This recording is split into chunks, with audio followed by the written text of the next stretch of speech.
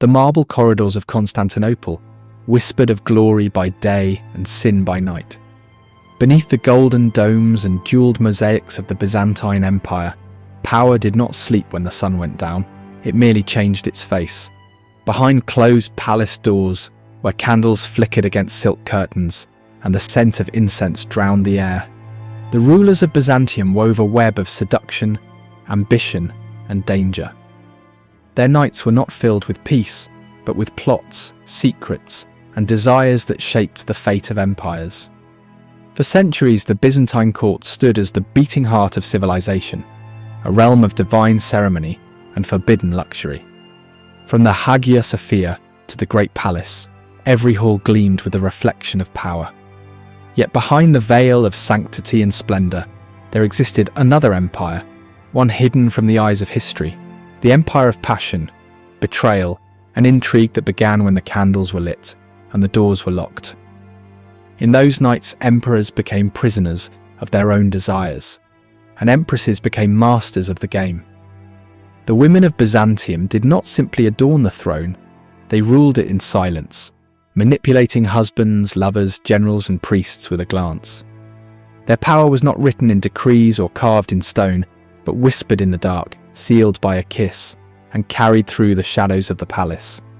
The world remembers Byzantium for its faith and wars, but few remember what truly kept its heart beating, the seduction of power. In those endless nights, silk and sin were indistinguishable, and the line between prayer and pleasure blurred until no one could tell which was holier.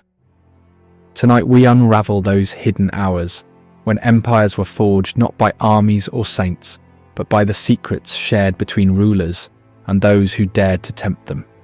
If you are ready to uncover the forbidden side of history, the power, the beauty, and the betrayal hidden beneath Byzantium's golden light, then subscribe to the channel and like this video, because the past is never as pure as the chronicles claim it to be. It began with Theodora, the empress who rose from the gutter to the throne, a woman of unmatched wit and unbreakable will. Her days were spent beside Emperor Justinian, shaping laws and commanding armies, but her nights belonged to whispers, nights when she ruled not by decree, but by desire. Her court became a labyrinth of loyalty and lust, where pleasure was a weapon and trust was as fragile as glass. Theodora knew the art of seduction not as weakness, but as warfare. Those who sought her downfall often found themselves destroyed not by blades, but by their own longing. She learned early that in a world ruled by men, power could be taken in many forms, and hers was the ability to turn vulnerability into control. After Theodora came others, empresses who carried her flame.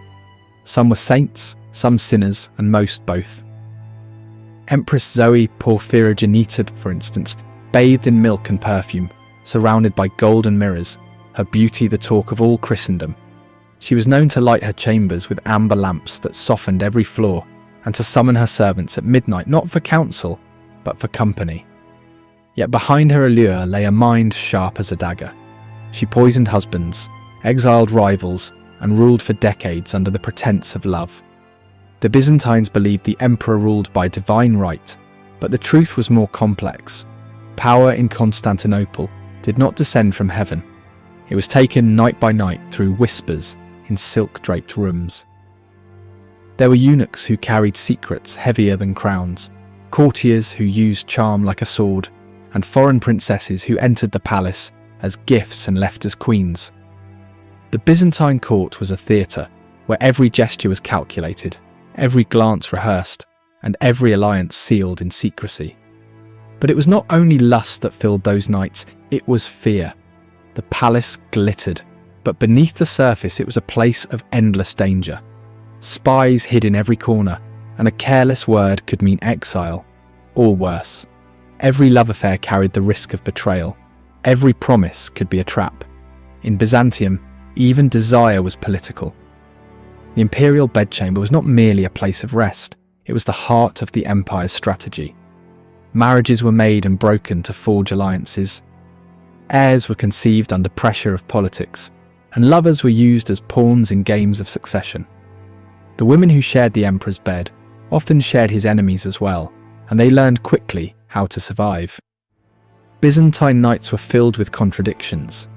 Within the same walls where monks chanted hymns to the Virgin, servants prepared aphrodisiac wines for their masters. While priests preached purity in the Hagia Sophia, the empress might receive a foreign ambassador in a gown embroidered with gold thread and perfumed oils, her words as soft as her threats were sharp. And yet, for all its decadence, Byzantium was a world of restraint, not in action, but in appearance. Every act of indulgence was hidden behind ceremony, every scandal cloaked in piety. To the outside world, the empire was the guardian of faith. Within its walls, it was the guardian of secrets. The most powerful of those secrets were not written in the chronicles of historians, but buried in the memories of those who served in silence. The maids who knew the lovers of queens, the eunuchs who arranged meetings in the dead of night, the guards who turned their eyes away from forbidden doors. These were the true chroniclers of Byzantium's nights. When morning came, the incense was burned again, the candles extinguished, and the empire put on its mask of holiness. But behind that mask lingered the scent of last night's truth, the proof that even the mightiest emperors were only human. For those who ruled Byzantium, desire was never separate from power, and power never separate from fear. To survive, they learned to make both their weapons. And in those nights, between prayers and passion, between loyalty and betrayal, the Empire of Byzantium became not just a kingdom of men and marble, but a kingdom of secrets that would outlive them all. As the centuries passed, the Byzantine throne changed hands many times, but the rhythm of its secret nights never faded. Behind every coronation, every marriage, and every holy procession, there pulsed an undercurrent of desire, ambition, and deceit that the chronicles dared not describe. The empire that claimed to guard heaven's light was built upon passions as dark as the Bosphorus at midnight. In the reign of Empress Irene, that darkness became legend. She ruled not beside a man, but above him. Irene's beauty had faded, but her mind had sharpened into something far more dangerous. When her son, the young emperor Constantine VI, tried to seize power for himself, she smiled, kissed his forehead, and summoned her guards. They blinded him in his sleep, his eyes taken so he could never see the crown he had once worn. The people whispered that no woman had ever ruled so coldly, nor any man so completely fallen under her will. Yet the empire bowed to her, for fear is a language Byzantium understood better than love. Her palace glowed with gold mosaics, her robes shimmered with pearls, but her nights were haunted by silence. Power had cost her everything. The same walls that had echoed with the laughter of her youth now murmured her name in prayers of dread.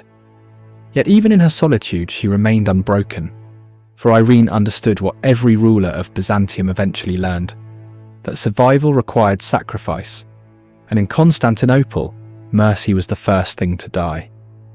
Decades later, the empire saw rulers who cloaked their vices in faith, monks in the day, emperors by night. They built churches to atone for their sins and burned heretics to silence their guilt. Yet when the palace gates closed and the moon rose over the Marmara Sea, the sermons ended and the masquerade began again. The great palace of Constantinople was a world unto itself, a city within a city. It stretched from the hippodrome to the sea, filled with courtyards, hidden gardens, secret passages, and private baths where marble gleamed like moonlight. In those halls, the empire's fate was decided not by battles, but by whispers exchanged between lovers, by letters written in secret ink, by the soft rustle of silk on marble floors. The imperial eunuchs were the unseen hands of these nights. Castrated as boys, forbidden to desire, they became masters of intrigue. Knowing every secret yet belonging to no one, they served as messengers, spies and confidants to emperors and empresses alike. Their loyalty was priceless, but only until someone offered a higher price. A single word from them could end a dynasty, and often did. The empresses, too, learned the art of patience and deception. Theodora, Zoe, Irene, and countless others ruled through the veil of femininity, weaving control with grace. They understood that beauty was fleeting, But knowledge was eternal. Behind jeweled veils and perfumed sleeves, they carried daggers, sometimes literal, sometimes political, always ready. To the citizens of Constantinople, the emperor and empress were divine, chosen by God. But to those who lived within the palace walls, they were merely players in a dangerous game. Their crowns fragile, their reigns measured in the breaths of those who envied them. Every night was a test of loyalty. Every morning a reminder that betrayal could come from the same hands that caressed the throne. The empire's obsession with appearances was its greatest illusion. The mosaics of Hagia Sophia shimmered in gold, depicting saints and angels. Yet the same artisans who created them had heard confessions of sin whispered through the city. The same priests who blessed the emperor's crowns knew of the orgies held beneath the palace, where incense and sin mingled into the same scent. And yet Byzantium thrived. It endured for more than 1,000 years, its rulers rising and falling like stars. Its intrigues did not destroy it, they sustained it. Because beneath the silks and sanctity, Byzantium understood something timeless.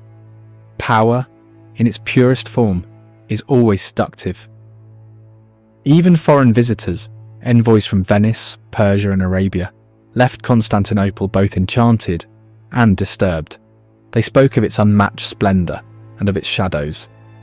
They wrote of feasts that lasted until dawn, of musicians playing while senators plotted murder, of courtiers who toasted their emperor's health with wine that might be poisoned. To them, Byzantium was not merely a city, it was a living creature, breathing beauty and deceit in equal measure. As the empire aged, its seductions became more desperate.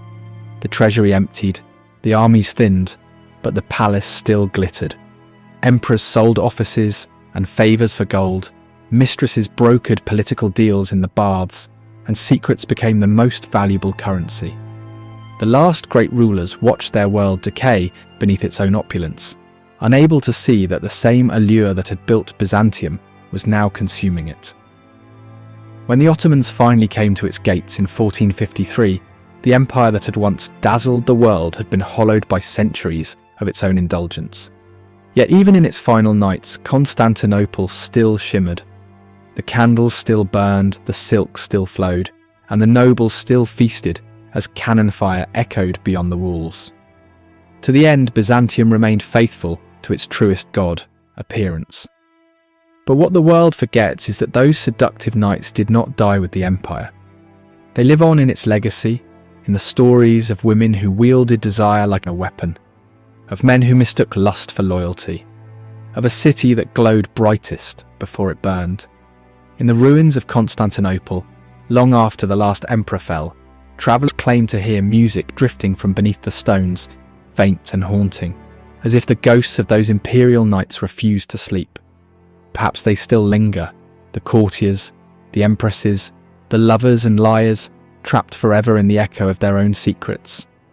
If you found this story fascinating, if you wish to walk deeper into the forgotten nights of history, where beauty and power dance together in candlelight, then subscribe to the channel and like this video, because history is not only written by victors, but by the desires they could never confess. Byzantium is gone, but its seduction endures. In art, in memory, and in the eternal truth that no empire is built on faith alone. Every crown carries temptation, every throne hides a secret, and every empire, no matter how divine, has its nights.